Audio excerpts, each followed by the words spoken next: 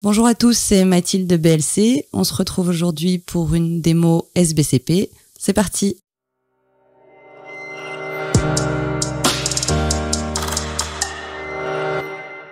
On va donc découvrir aujourd'hui le logiciel SBCP, la paye en ligne, fait par Sage. C'est un logiciel qui est totalement en ligne et donc plus besoin d'installation, plus besoin de matériel et une connexion partout, tout le temps.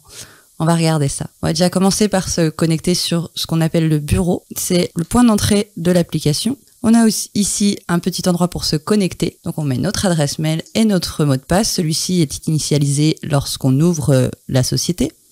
On va tomber ici sur le bureau d'administration où on va pouvoir gérer vos dossiers mois par mois avec le nombre de salariés, etc. Moi ici, j'ai que des sociétés internes. Vous aurez bien sûr vos propres dossiers. Je vais ouvrir la société interne, petit test pour aujourd'hui pour vous montrer les avantages et les petits inconvénients de SBCP. On arrive donc dans notre dossier qui est ici la société test en masse pour aujourd'hui où on va retrouver pas mal de petites infos, ne serait-ce qu'à l'arrivée, donc dans l'accueil. On va retrouver des indicateurs clés pour nous, gestionnaires de paye, donc la masse salariale, l'effectif, etc. Et on va aussi retrouver quelques petits boutons bien intéressants, comme par exemple l'aide en ligne, où l'on va avoir le site de Sage avec plein de petits tutos, plein de petites choses utiles au quotidien. On va avoir le Customer Voice, c'est-à-dire le fait de proposer et de voter pour des idées qui vont être prises en compte par Sage puisqu'ils aiment beaucoup utiliser ce moyen pour faire des nouveautés, donc vraiment à utiliser souvent. Et aussi le fil d'actualité. On voit ici par exemple que le 20 octobre, il y a eu une mise à jour conventionnelle. Et oui, parce que dans SBCP, on a et des mises à jour conventionnelles et des mises à jour légales tout le temps, tout le temps, tout le temps. Dès qu'il y a une mise à jour qui sort dans votre convention, elle est mise en ligne quelques semaines plus tard et la même chose pour le légal. Ici, par exemple, on nous dit que plusieurs conventions ont été mises à jour ou même ils ont mis des nouvelles conventions en ligne pour SBCP. Si je clique dessus, je vais voir toutes les mises à jour de convention. Le 20 octobre, il y a donc eu une mise à jour pour la convention de la poissonnerie. Et si je clique dessus, on va me dire qu'est-ce qui a été mis à jour et comment cette convention collective fonctionne. On a quand même vachement d'informations très rapidement en quelques clics. On va revenir sur notre dossier. Pour aller un petit peu plus loin dans l'accueil, on a donc, comme on l'a dit, des chiffres clés, une masse salariale avec son montant mensuel. Ici, c'est en gris puisque je n'ai pas de données du mois dernier, mais j'aurais eu une paye au mois de décembre 2020, alors j'aurai la masse salariale du mois précédent. Ici, je suis en janvier 2021. Identique pour l'effectif, les jours d'absence hors CP et les CP. Pour nos bulletins, on va nous dire sur cet effectif de 6 salariés, combien j'ai de bulletins calculés, édités ou disponibles. On reverra toutes ces petites étapes dans les menus lorsqu'on va naviguer dedans. Et ici, nos déclarations DSN. Donc on a celles en préparation, celles en cours, on pourrait avoir des validées, on pourrait avoir des scènes rejetées aussi. Tout ça serait dans mon petit état. Et ici, je peux même filtrer. Par exemple, si je veux regarder que mes mensuels, je décoche toutes les autres et je vois que pour des mensuels, je n'en ai qu'une en préparation. Si je coche arrêt, c'est celle-ci apparemment qui est en cours. On va maintenant parcourir nos petits menus. On a par exemple le menu salarié, bulletin, etc. Donc on va regarder le premier, salarié. Comme tout bon logiciel de paye, on va avoir une fiche salarié dans laquelle on va retrouver toutes les indications qui sont pour mon salarié, qu'elles soient de façon identité, donc la civilité, l'adresse, etc., les coordonnées bancaires, et les données du contrat du salarié. Là, ce qui va vraiment nous intéresser, quel type de contrat c'est, quelle ancienneté est prise en compte, quel salaire il a, quelle classification, etc. Vous voyez qu'ici, j'ai un petit avertissement, on y reviendra juste après lorsqu'on le sera dans tous les salariés, mais SBCP ne fait que ça, vous avertir des choses qui sont fausses et ce qui nous aide réellement dans la façon de faire les payes tous les mois. Tout de suite, on se rend compte si on a une erreur et c'est vraiment facile derrière de faire nos payes un peu plus sereinement. Ici, on va avoir un onglet paramètres où on va avoir des congés antérieurs. Là, c'est un salarié qui vient d'arriver, mais je pourrais avoir des jours de congés acquis de la période précédente, etc. C'est ici qu'on les retrouverait.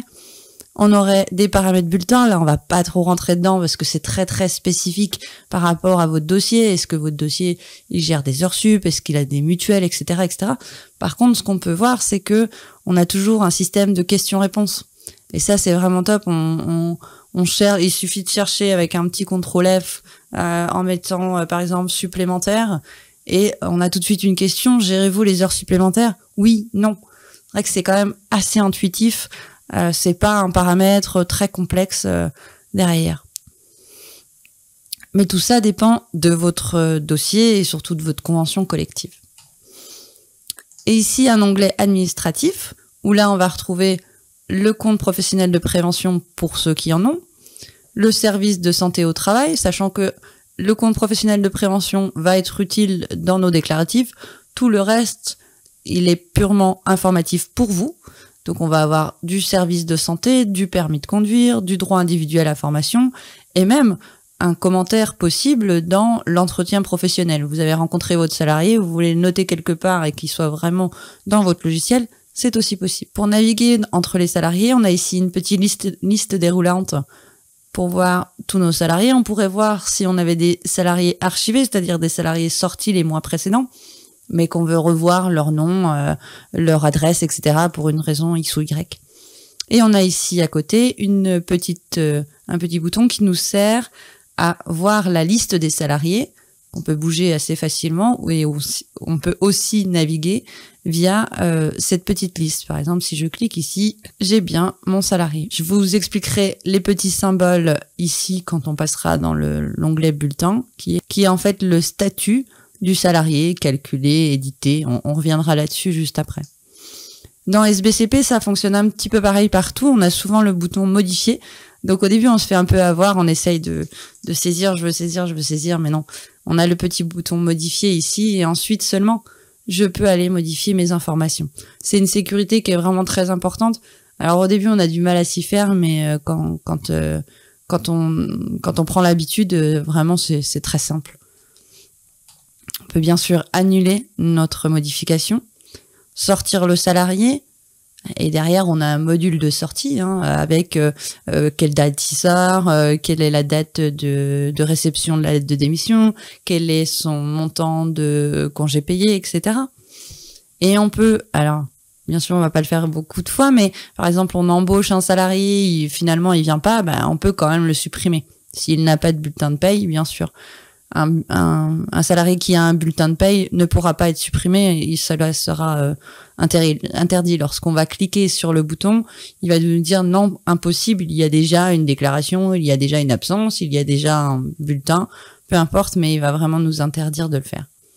C'est encore une fois de la sécurité pour ce logiciel qui va aider le gestionnaire dans sa préparation de paye et dans sa gestion au quotidien.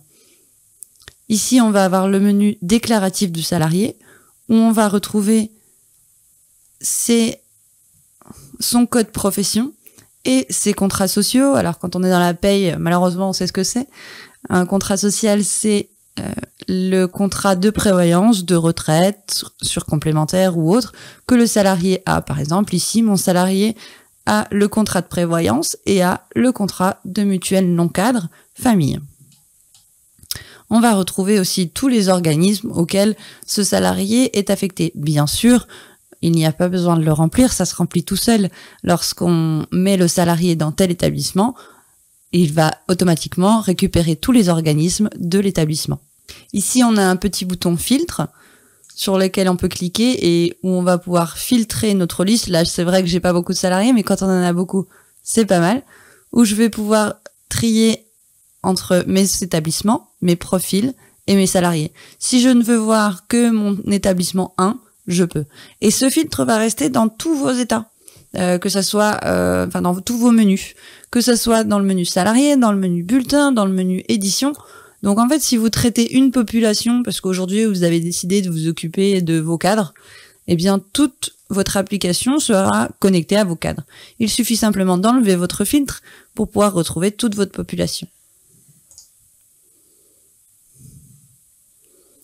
Passons au menu liste des salariés. On va retrouver tous nos salariés, mais cette fois-ci en mode liste. Et là, ce qui est super, c'est qu'on retrouve notre petites alertes comme celles qu'on a eues tout à l'heure.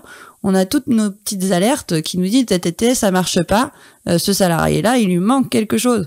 Et s'il nous dit qu'il manque quelque chose, c'est pour une raison bien précise. Soit parce qu'il n'arrivera pas à calculer sans cette donnée. Par exemple, si on n'a pas bien renseigné le coefficient et qu'on a une prime d'ancienneté sur le coefficient, elle ne se calculera pas. Si on met pas correctement un horaire dans la DSN, on va avoir une erreur aussi. Tout ça, c'est des petites alertes de prévention qui sont super utiles. Et lorsqu'on a une alerte, on peut ici cliquer sur modifier et on va retrouver les endroits où il y a des informations manquantes. Par exemple, pour mon salarié ici, je vais avoir un problème dans la banque. Elle n'est pas renseignée ou très peu, il n'y a qu'un FR. Donc du coup, lorsque je vais faire ma borne de virement, ça ne pourra pas être juste. Dans mon contrat ici, il me met aussi une petite alerte puisque j'ai pas mis de fin de période d'essai. Ça, c'est interdit, obligatoire, c'est un CDI. Et dans ma classif, pareil, rien n'est renseigné. Vous voyez qu'ici, c'est très visuel, très rapidement, on a l'information d'où est le problème. On peut, depuis là, faire les changements ou retourner dans sa fiche comme on le souhaite. Si on continue dans nos salariés, on a un menu qui est vraiment top, qui est le menu documents. On va pouvoir ici renseigner et générer des documents. Par exemple, je pourrais générer un contrat de travail. Je peux générer une fin de période d'essai ou d'ailleurs un renouvellement de période d'essai. Je pourrais aussi générer un courrier tout simple pour indiquer à mon salarié que son net imposable de l'année, du mois, peu importe, il est de temps. On a vraiment une génération de documents, c'est du publipostage pur et simple. Il suffit simplement de construire ces modèles et ensuite de générer. Je vais vous montrer, il n'y a rien de plus simple. On génère un document, on choisit le document. Alors là, je le choisis vraiment au hasard. Hop, je fais suivant. Je dis, est-ce que j'archive ce document ou est-ce que je le veux juste et je le retoucherai de mon côté sur mon Word? Je fais terminer, il me télécharge mon document. Et tout de suite, j'ai mon petit courrier. Alors là, je l'ai vraiment fait au hasard avec toutes mes données de publipostage qui se trouvent donc dans mon application SBCP. Et ici, vu que je viens de générer un document, je retrouve le document en question avec la date de génération et qui l'a fait. On va maintenant passer à l'onglet Bulletin, Bulletin salarié. Là, on va avoir la première visibilité de notre calcul de bulletin. Ici, on va avoir la période du bulletin. Donc, si mon salarié a été embauché au 15 du mois, j'aurai bien du 15 au 31. Et la date de virement, qui se paramètre bien sûr, qui se retrouve ici. Je vais avoir aussi mes données d'horaire, alors qu'on vient de saisir dans la fiche. Et j'aurai ici mes données de saisie. Attention, ici c'est, on va dire, une saisie des favoris. C'est moi qui ai choisi de mettre ça en favoris. Bien sûr, j'ai énormément de choses supplémentaires que je peux saisir. Mais moi, j'ai décidé que dans mon dossier, je voulais voir ça. On a ici l'égalité homme-femme avec toutes ces petites spécificités. Alors, je ne vais pas rentrer dedans parce que vous savez très bien que l'égalité homme-femme, c'est un sujet bien trop complexe pour l'aborder ici dans une petite démo. Mais en tout cas, ça existe, ça a le mérite d'exister, donc c'est vraiment tout automatique, donc c'est génial.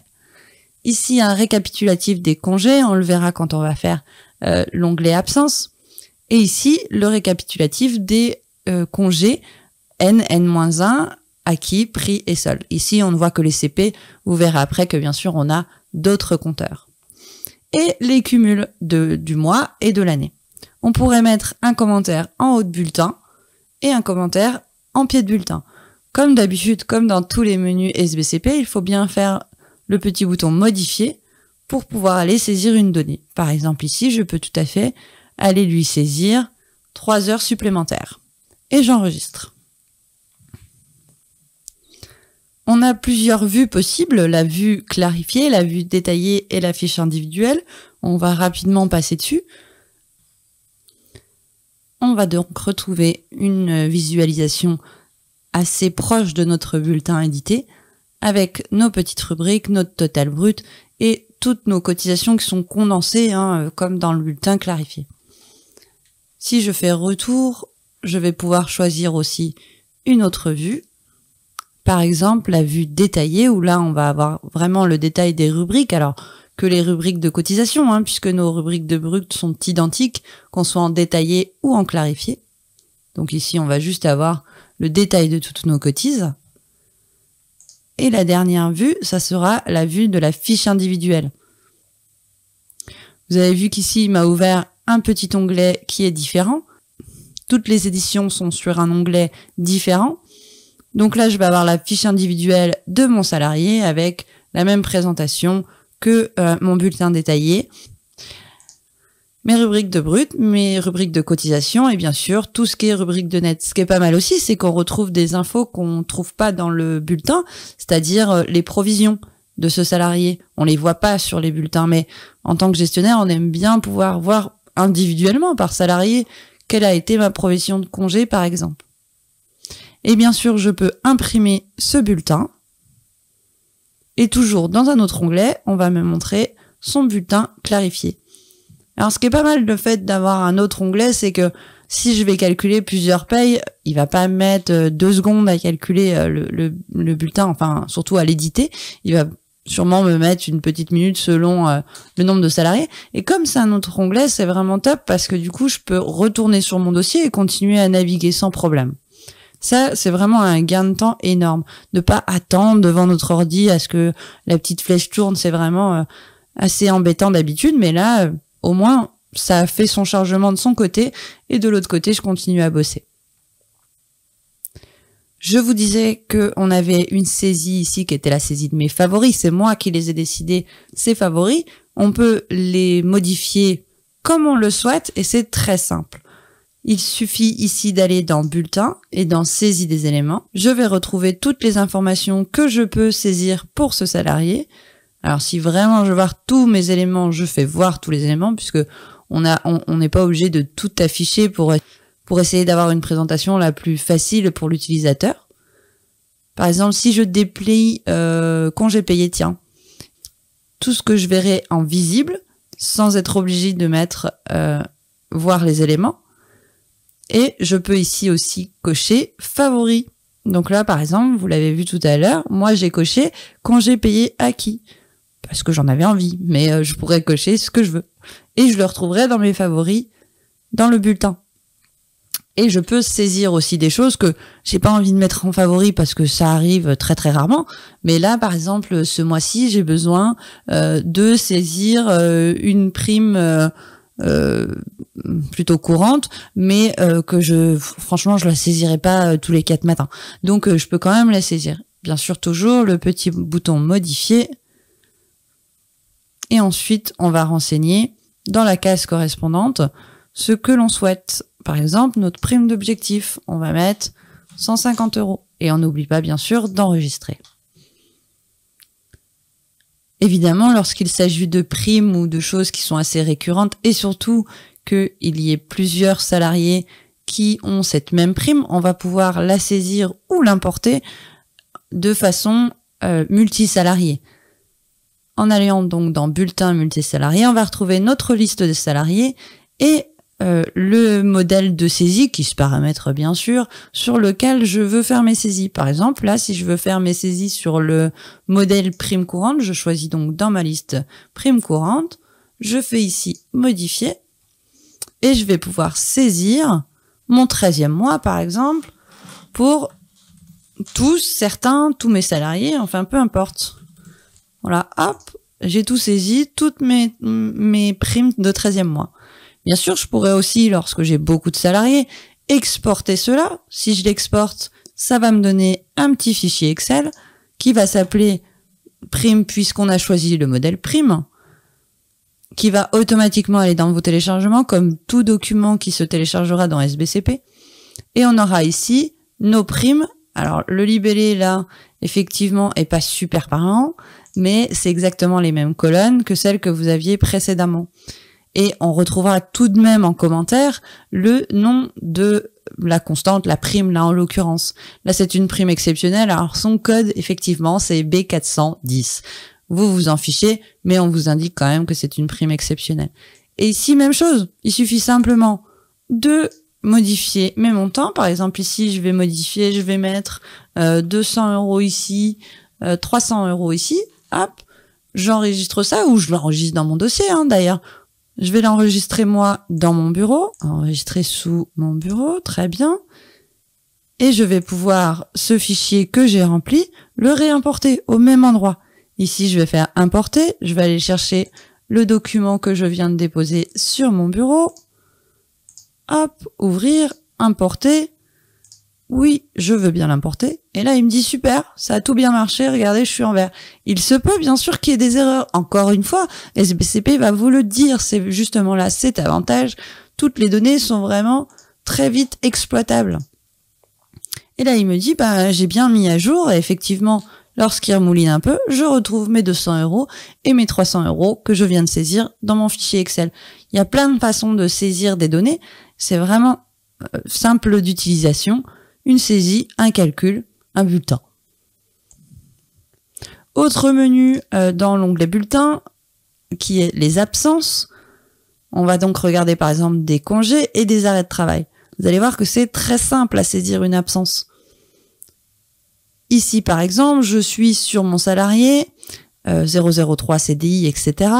Je vais dire, ok, je vais lui faire une petite absence. Je vais faire créer. Et je vais choisir la nature de mon absence. Par exemple, un congé payé. Et là, je peux utiliser le calendrier ou saisir mes dates comme vous le souhaitez. Et je vais mettre par exemple ici du 11 au 17. Ici, tout seul, il va me calculer le nombre de jours et le nombre d'heures. Là, j'ai choisi un cas simple, certes, avec quelqu'un qui est du lundi au vendredi à 39 heures. Mais j'ai plein d'autres petites particularités dans mes salariés. J'en ai certains à 35, certains à 39. Il va s'adapter par rapport au dossier.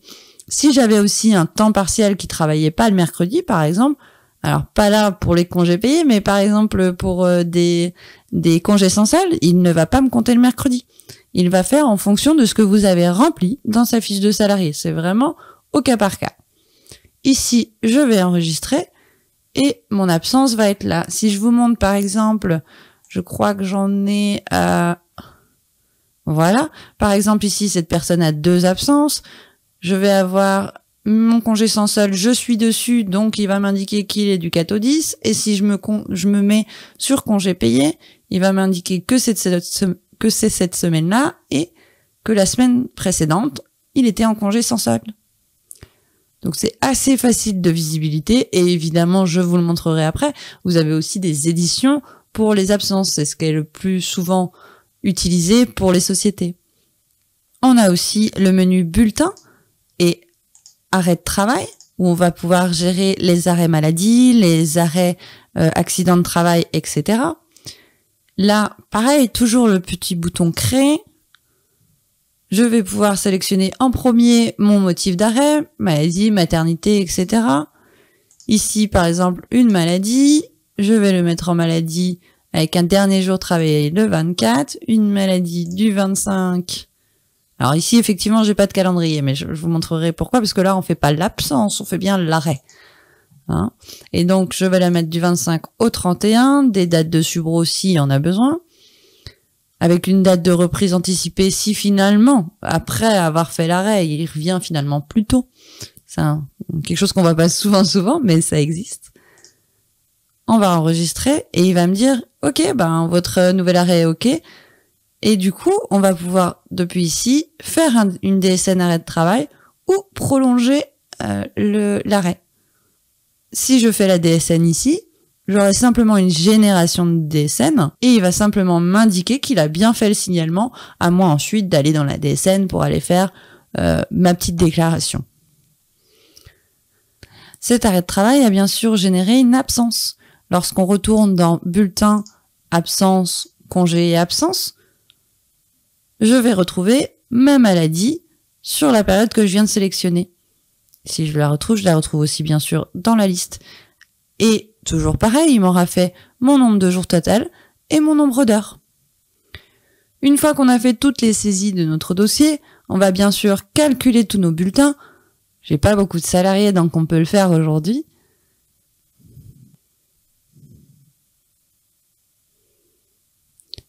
Mon traitement est terminé, je ferme donc ma fenêtre. Pour revenir à nos petits icônes de tout à l'heure, si je vais dans ma liste de salariés, peu importe où je suis, je vais voir ici qu'on a calculé les bulletins. C'est cette petite icône-là. Ensuite, j'ai bien calculé, ok, j'ai fait tous mes contrôles, etc. Je vais pouvoir éditer mes bulletins. Toujours pareil, un petit onglet qui se crée. Et voilà, mes bulletins sont édités. On retourne dans notre application. Maintenant, bien sûr, le statut de mon salarié a changé. Il n'est plus en calculé, mais en imprimé. Lorsque j'ai fait le contrôle de tous mes bulletins, que j'ai fait ma DSN, etc., je vais ensuite mettre à disposition les bulletins. On va dire que c'est pas clôturé, mais voilà, c'est vraiment sûr, j'ai fini. Je peux donc donner mes bulletins à mon salarié. Alors, on a l'impression qu'il a rien fait, mais il a travaillé, puisque regardez, on voit ce petit icône, on va dire, de bulletin distribué, qui est présent maintenant. Si je retourne dans mon accueil, ça y est, j'ai 6 bulletins disponibles. Et d'ailleurs, on a fait calculer et éditer depuis le menu bulletin. Vous auriez pu le faire depuis l'accueil directement. On va maintenant aller dans les états. Alors là, vous allez voir que c'est juste top. Par exemple, aller dans les états de paye, on va juste se balader un petit peu. En fait, du moment où votre bulletin est calculé, il se retrouve dans tous vos états. Vous n'avez pas besoin de générer un état. Il est tout de suite généré. Et selon l'état que vous prenez, il est souvent par mois, par trimestre et par année. Là, je suis qu'au mois de janvier, mais effectivement, si j'étais au mois de mai, je pourrais reconsulter mes mois précédents en PDF. Je pourrais consulter mes trimestres précédents. Et bien sûr, je pourrais aussi changer d'année si je n'en avais pas qu'une. Là, je suis en 2021 et je n'ai pas eu de paye en 2020. Si j'en avais eu, je pourrais switcher de période. Souvent aussi, on va avoir une version PDF et une version XLS. Simplement, PDF, j'aurai dans un onglet différent. Alors là, par exemple, on me demande quand même la période puisque j'ai sélectionné, il me semble, trimestre. Il me demande quand même d'être sûr que je veux bien le trimestre concerné. Et c'est dans un nouvel onglet. Et si je le télécharge, par exemple, l'état des charges à payer au mois de janvier, il va télécharger un XLS ici, toujours dans le dossier téléchargement.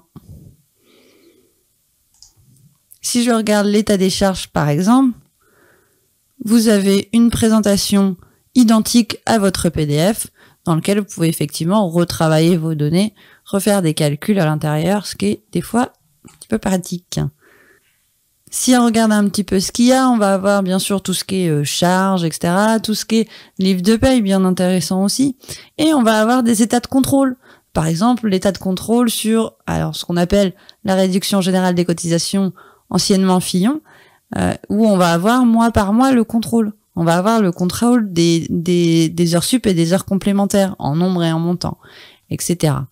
Là, on est dans le menu état de paye.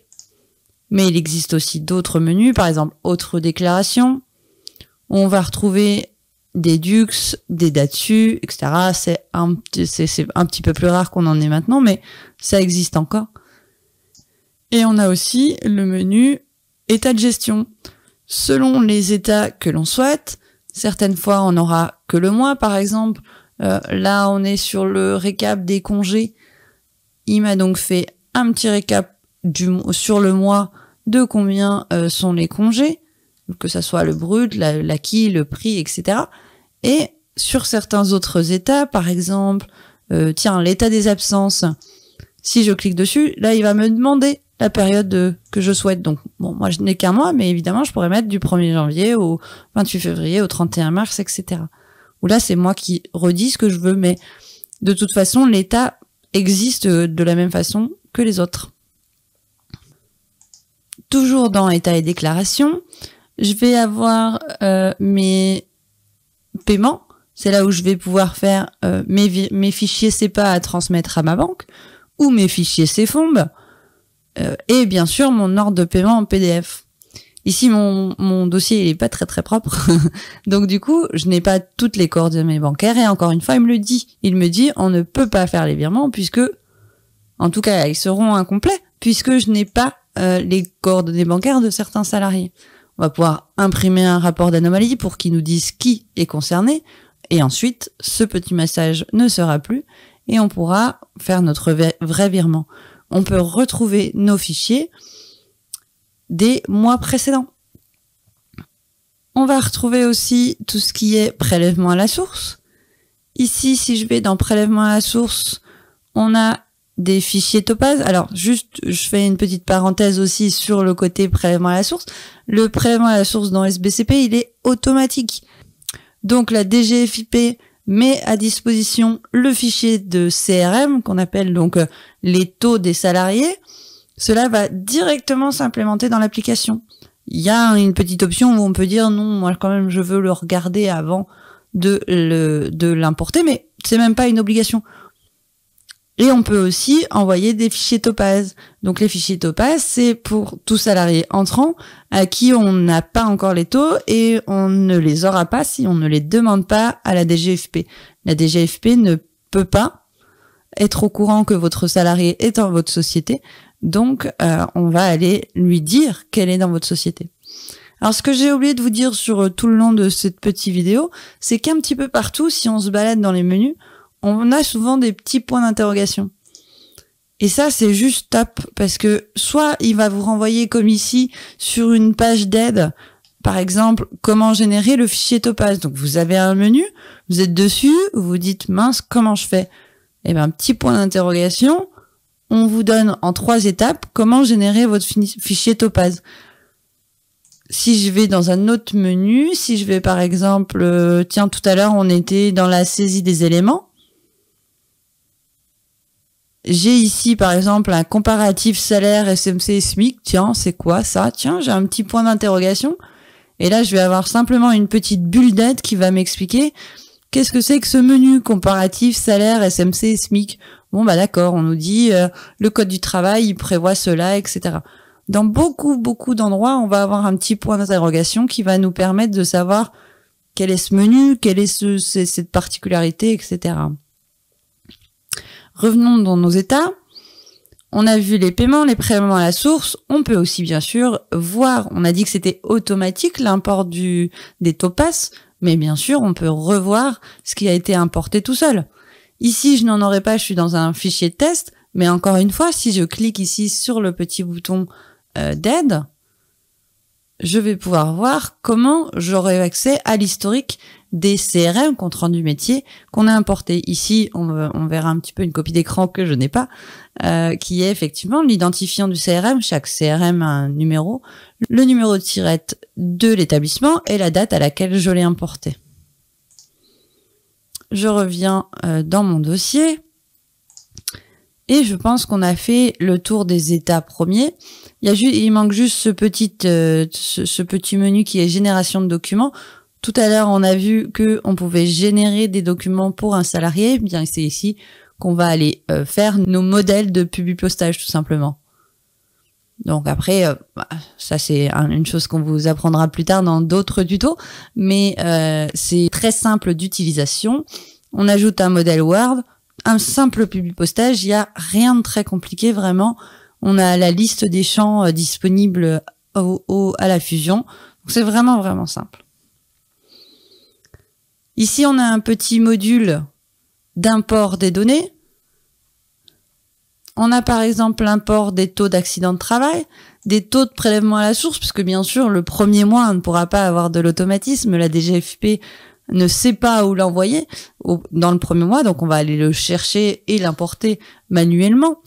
On va pouvoir importer des données salariées. Alors souvent, quand on est en démarrage de société, on va en importer, mais on peut aussi avoir un logiciel externe de gestion administrative qui va donc faire l'embauche de son côté et on pourra importer les données depuis ce menu. On pourrait importer des éléments de paye, alors on les a vus tout à l'heure d'une autre façon, mais on le peut ici aussi, des congés et des absences, des fichiers DSN en démarrage logiquement, et même des données établissement.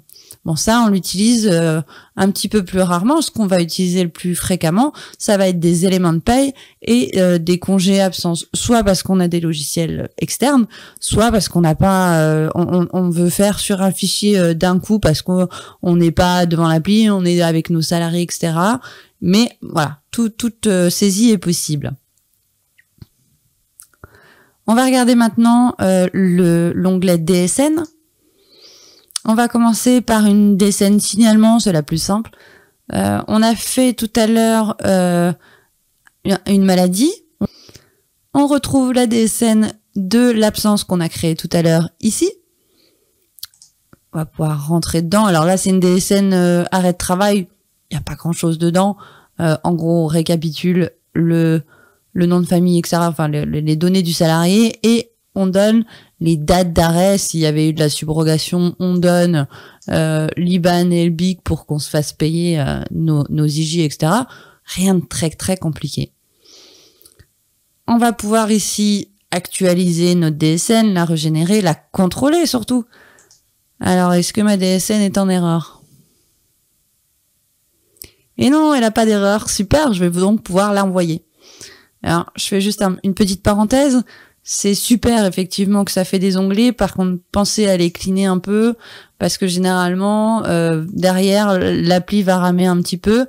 Vaut mieux les fermer quand on les utilise plus. Donc maintenant qu'il n'y a plus d'erreur, je pourrais effectivement l'envoyer en mode test ou en mode réel. Ici, on a des petits menus pour aller vraiment naviguer dans la DSN. Alors là, on est dans un signalement arrêt de travail, mais dans une DSN mensuelle, on aurait tendance à plus naviguer. Mais c'est pas non plus un but premier. Le but, c'est que votre DSN, elle soit juste si votre dossier est vraiment bien fait, etc. Et de toute façon, il est déjà maximisé puisqu'il y a déjà plus d'erreurs. Si vous avez vraiment traité vos erreurs, il y a toutes les mises à jour légales et conventionnelles. Donc généralement, on n'a quand même pas grand-chose à retoucher dans les DSN. Ici, il y a une autre petite déclaration. C'est une maladie que j'avais fait tout à l'heure et qui a été envoyée puisque j'ai une petite enveloppe ici. Et puisqu'elle a été envoyée, je pourrais faire une DSN à lumière en place. En soi, je vais pas en faire. Pourquoi? Parce que ma DSN a été rejetée. Je le vois ici. Si je prends, effectivement, c'est ma DSN arrêt de travail qui a été rejetée. Alors, je le verrai aussi normalement dans le suivi des envois. Là, je suis vraiment dans un dossier de test, donc je n'ai pas de suivi puisque ce n'est pas un vrai dossier, donc je n'ai pas de page net entreprise qui est reliée, donc pas de suivi. Mais bien sûr, on a un suivi où vous voyez quand la DSN est envoyée, elle vous met en cours. Lorsqu'elle est acceptée, je vais avoir le statut accepté. Lorsque chaque organisme va ajouter de documents à l'intérieur, elle va aussi s'alimenter. Donc c'est vraiment un suivi, vous pouvez tout à fait aller dans Net Entreprise comme d'habitude, mais là c'est un suivi externe où on va avoir vraiment un suivi simple depuis l'application. Donc pour faire ça, effectivement, si on va dans DSN, on va avoir suivi des envois. Si je vais maintenant dans une DSN mensuelle, je rentre dedans. Là, je l'avais déjà préparé pour que ça mette un petit peu moins de temps, mais effectivement, sinon, on fait simplement créer une nouvelle DSN mensuelle. Et ici, dans le menu traitement, même chose, actualiser, régénérer, contrôler. C'est généralement ce qu'on fait le plus souvent. Et dans les DSN mensuels, par contre, on va vouloir éditer vachement plus de choses. Par exemple, de contrôler, une édition de contrôle pour ce qu'on a contrôlé dans notre DSN. Une édition de paiement, c'est ce qui va nous intéresser le plus. Combien j'ai payé à l'URSSAF, combien j'ai payé à mon organisme de prévoyance, etc. Et on va pouvoir faire le comparatif avec nos états qu'on a vus précédemment. Voilà, je pense qu'on a fait le tour de notre menu DSN. En tout cas, dans ces grandes lignes. Si je reviens ici, je vais donc aller maintenant dans l'onglet comptabilité. Si je vais dans écriture de paye, ce qui est le menu dans lequel j'irai vraiment tous les mois pour sortir mes écritures, vous voyez qu'ici, j'ai pas eu besoin de les générer. Il y en a un tout de suite. J'ai un fichier d'écriture au format Sage PME, mais qui s'adapte aussi à beaucoup d'autres logiciels. Si je le télécharge, vous voyez ici, c'est un format XML, c'est très très commun comme format pour aller sur un logiciel lambda, c'est vraiment très commun. Et je vais avoir aussi bien sûr une édition PDF et même une édition XLS qui peut aussi convenir dans un import d'un autre logiciel de comptabilité. Hein. Voilà. Bien sûr, on peut quand même changer le format utilisé. Là, on vous donne les formats qu'utilise Sage. Ensuite, d'autres logiciels sont quand même en TXT, même si c'est pas Sage 50C Ciel. Mais ici, on va pouvoir sélectionner du TXT. Et pareil, on va pouvoir choisir aussi l'exercice. Et ici, j'aurai tous les mois de génération d'écriture. Donc, vous voyez que c'est quand même très très simple de faire la comptabilisation. En soi, on pourrait aussi aller se balader dans les autres menus de comptabilité, mais là, on va rentrer vraiment du paramétrage, c'est-à-dire quel est le nom de notre journal de comptabilisation, quels sont mes numéros de compte, qu'est-ce que je mets dans mes comptes, dans mon compte 641, est-ce que j'ai mon salaire brut, mais que j'enlève ceci, cela, voilà. Là, on rentre vraiment du paramétrage, c'est pas ce qu'on souhaite voir aujourd'hui. Aujourd'hui, on fait vraiment un rapide tour de l'appli pour voir tout ce qui est plutôt à votre gestion courante et non pas au paramétrage. C'est pour ça aussi qu'on va pas trop regarder ce menu-là, on va le parcourir rapidement, mais vraiment, puisque là encore, on va être plus dans du paramétrage de l'établissement, quel est son nom, quel est son numéro de SIRET, etc. Là, vraiment des données de paramétrage, on y touche normalement qu'une fois par an, enfin même qu'une fois au démarrage. Des données d'organisation, de catégories, par exemple cadre, non cadre, cadre forfait jour, etc. Des données de département et services, donc là ça va plus être selon votre organisation. Hein. On va avoir, je sais pas, un département commercial, c'est vraiment pour classer vos salariés. Là c'est vraiment de l'interne, identique pour les services. Et des lieux de travail si vous avez, si vous gérez plusieurs lieux de travail dans le même établissement.